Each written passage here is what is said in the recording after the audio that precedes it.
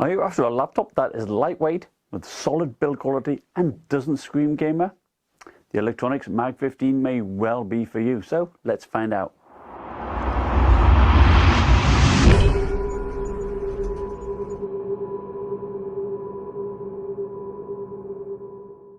Hi, this is Stephen from OWNorDisown. Eluktronics kindly sent me their new MAG-15 to review.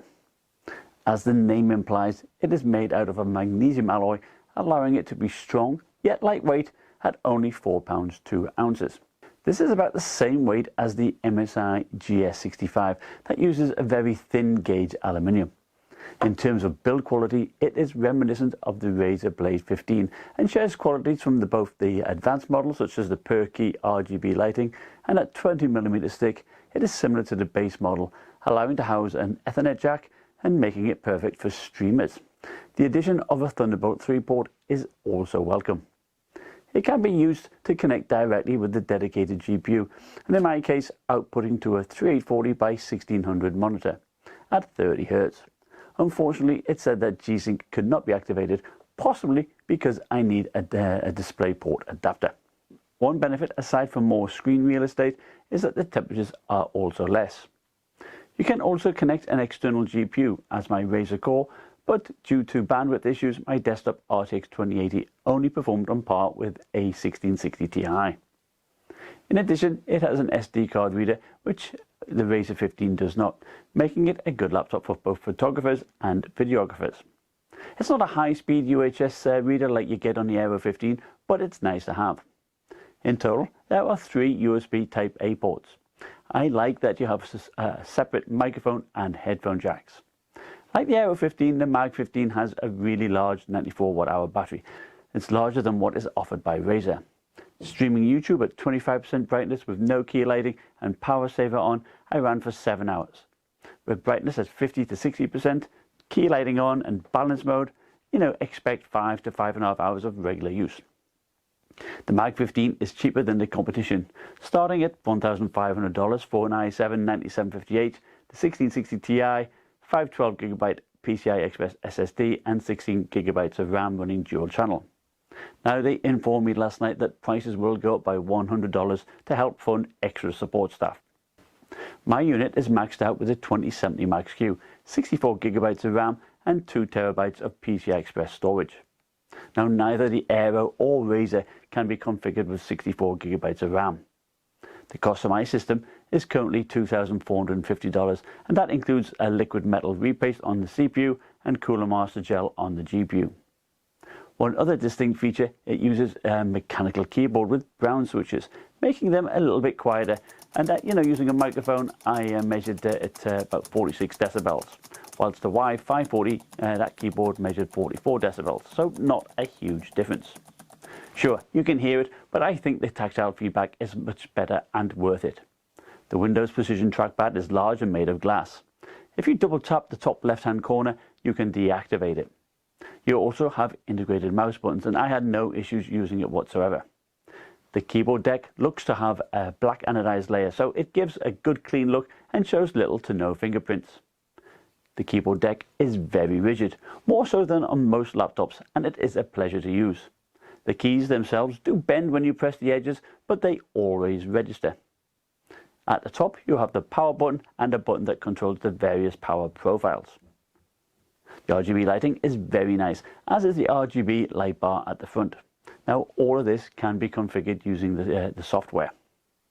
The lid also has the same black finish, the only marking being the Eluktronics logo in the center.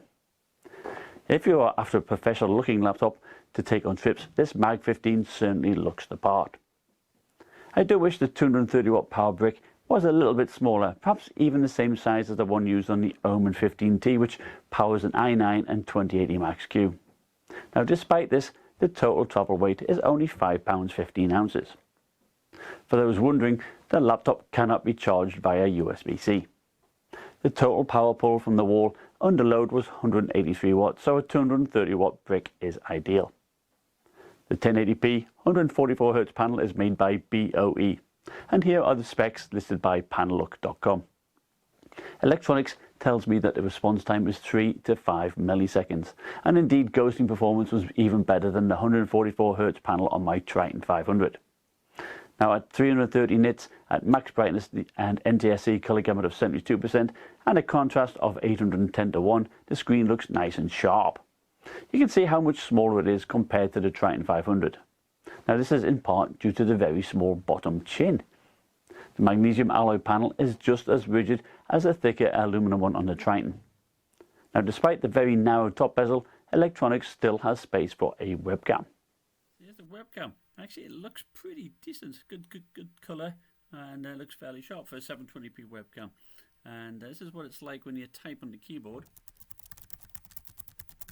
Of course, this is on balance mode. So let's increase the fan speed. We'll put it on max fans. See if you can hear the max fans. And now see what it's like when it's on battery. So I'll unplug the power cable. It still works pretty well on battery, so I like it. And alongside the webcam is an infrared camera allowing for quick logins via Windows Hello. Under bright light, the panel is clearly visible, perhaps one of the best I have seen on an IPS. There is a little bit of backlight bleed, but not noticeable when I was gaming. Underside also has a nice clean look with ample air intakes. You have the speaker grills firing down at the front and some plastic cutout for the Wi-Fi antenna.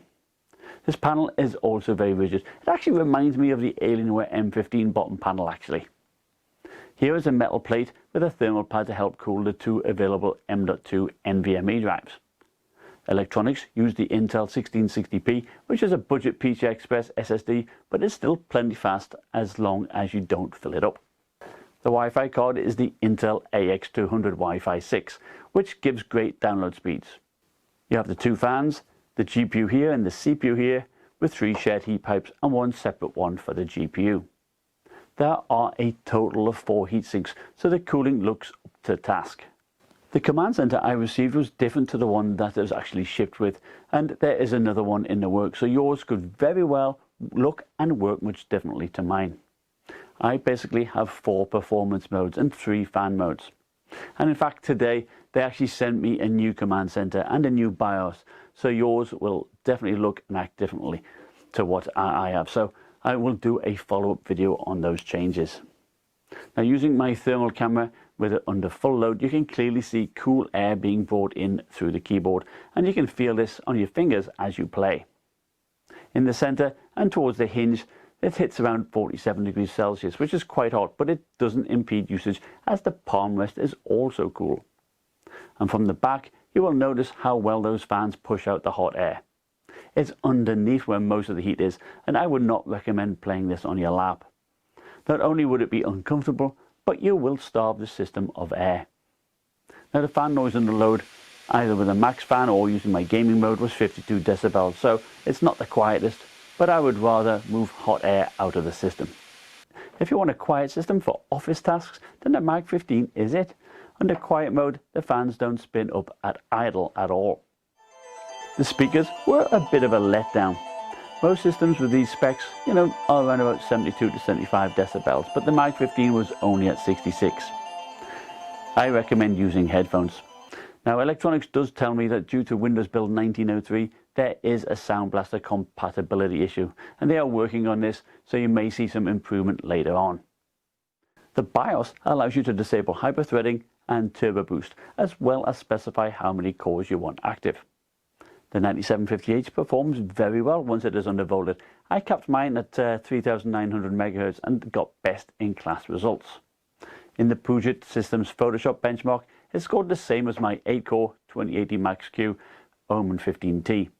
In Adobe Premiere Pro, it beat the MAG-17 with the same CPU and only a little bit behind the 8-core laptop.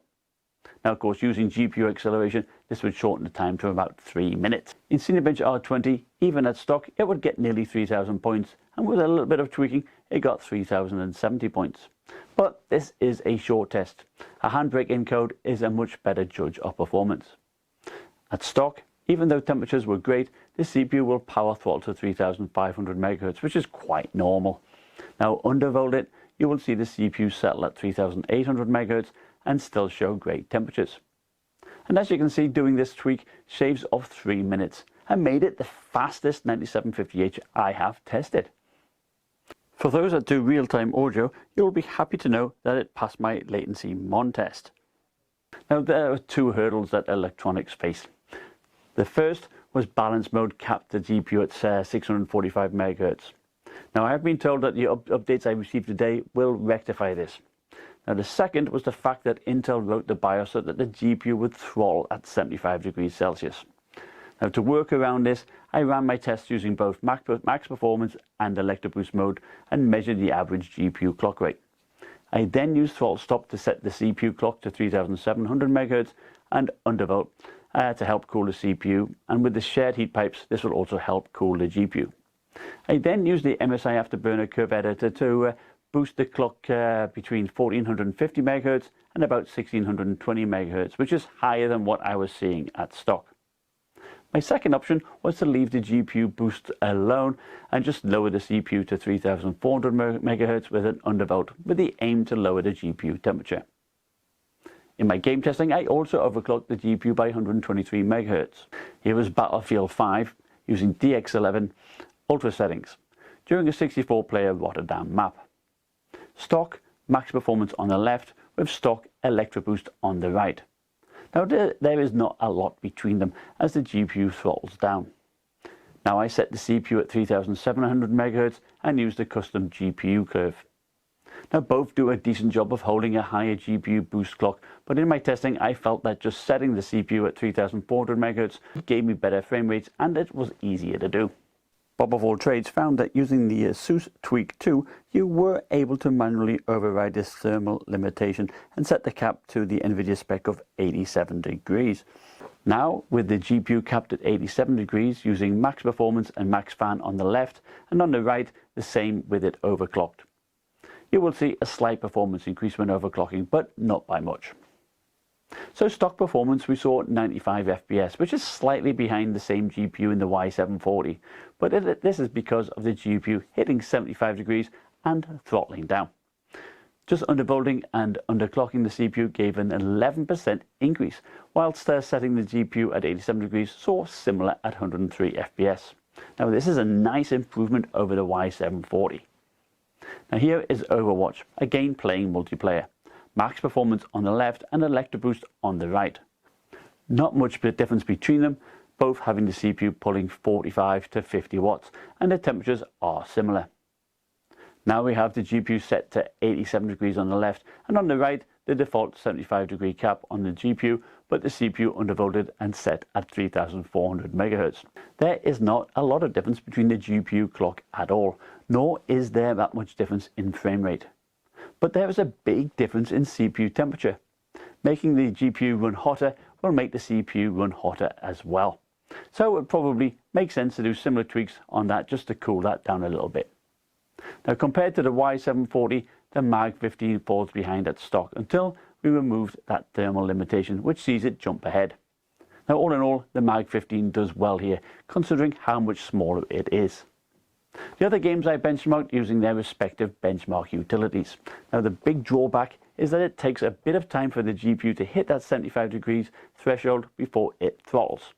So the stock benchmarks are not really a true representation of what you see in game. Here is Shadow of the Tomb Raider using higher settings. Stock max performance on the left, the CPU undervolted in the center, and on the right we have the GPU set to 87 degrees. The two tweaked options again show a nice improvement over stock, so hopefully Eluktronics can give us the 87 degree option via a new BIOS. At minimum, we see a 14% boost doing this, and perhaps more importantly, an 8% improvement over the Y740. So how would I sum up the MAG-15? Well, I really like it. I had the Razer Blade 15, and the build and design of this are on par with the added benefits of it being lighter, having an SD card reader, an Ethernet port, you have available more RAM and more storage, and a larger battery, whilst being cheaper. Now compared to the Aero 15, it is much cheaper. Sure, you don't have a 240 Hz or OLED panel options, so hopefully these will come in perhaps in the future. Intel wanted to try and keep the chassis temperatures down by lowering the GPU temperature, but in reality that has little effect. but it does negatively affect performance. So I am grateful for all the hard work Eluktronics is putting into this system to give a good solution. Now I can testify that their responsiveness has been second to none, and they tell me that they do now have overseas shipping options on their website. I'd like to thank you for watching. Remember, like, subscribe, and I'll see you next time.